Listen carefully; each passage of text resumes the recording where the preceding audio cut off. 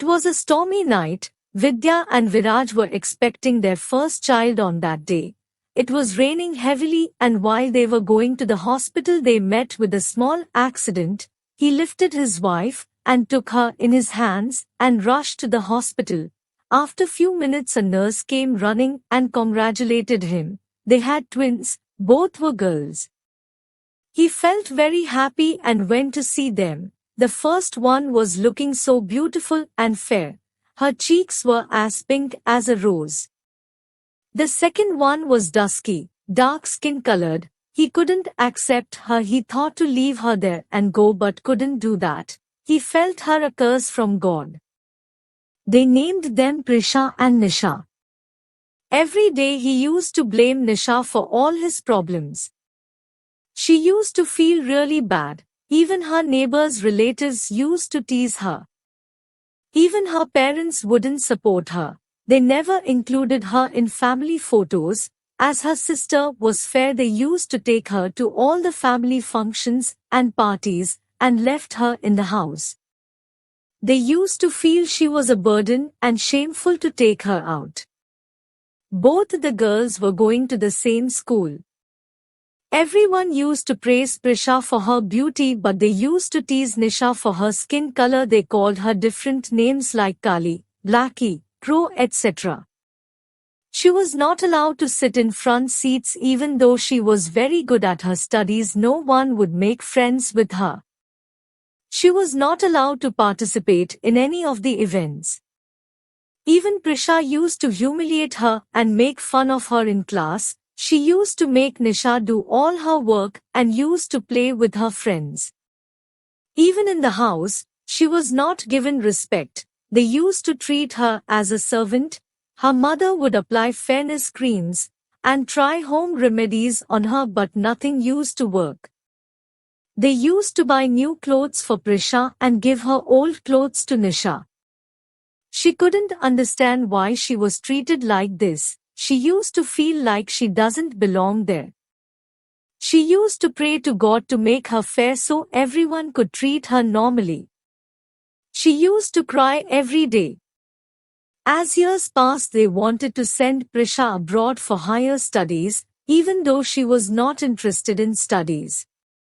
Even though Nisha was good at studies, they refused to send her to college because they thought it would be a waste of money to let her sit at the home and do housework.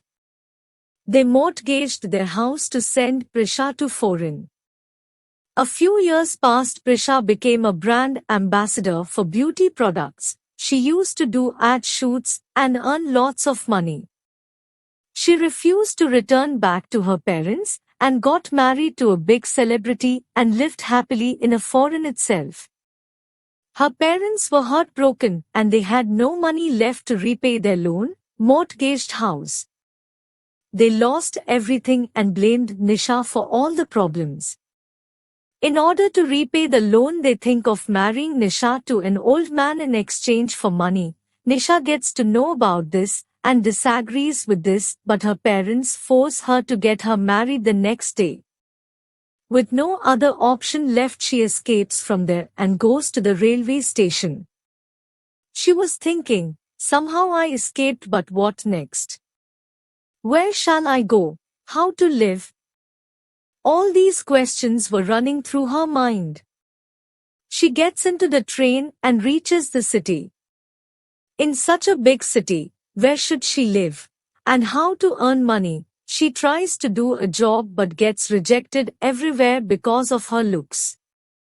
She gets sad but doesn't leave hope. She goes to the temple. There some people don't allow her inside the temple, thinking that she is a beggar.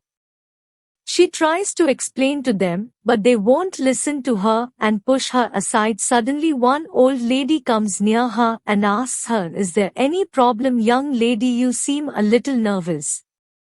Nisha starts crying and tells about her past and reason to run away, and she doesn't know anyone. The old lady tells she can help her. She can stay with her as the old lady runs an NGO for women. Nisha agrees to stay with her. She goes to NGO, where she makes new friends. She helps everyone in the NGO and also cooks food for them. One of the members suggests to instead of searching for a job she should start a small business such as a catering business, as she knows to cook food very well and she can take help from her friends also. But in order to start a business she needs capital, so she goes to the bank for a loan but it gets rejected. She gets sad but thinks she should not stop and do something else and get money to start a business. One day she sees an advertisement in the newspaper that there is a competition that encourages new artists where they should make a small video with creative thoughts and the winner will be given 10 lakhs prize money, so she thinks to participate. With the help of NGO people, she makes a beautiful video and wins first prize.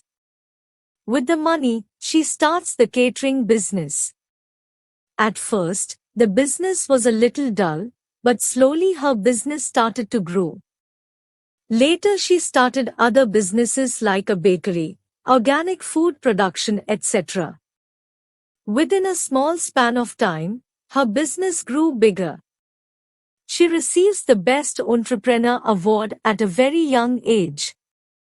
She thinks this should not be the end. She starts making videos of color discrimination, how people treated her, how she felt, etc.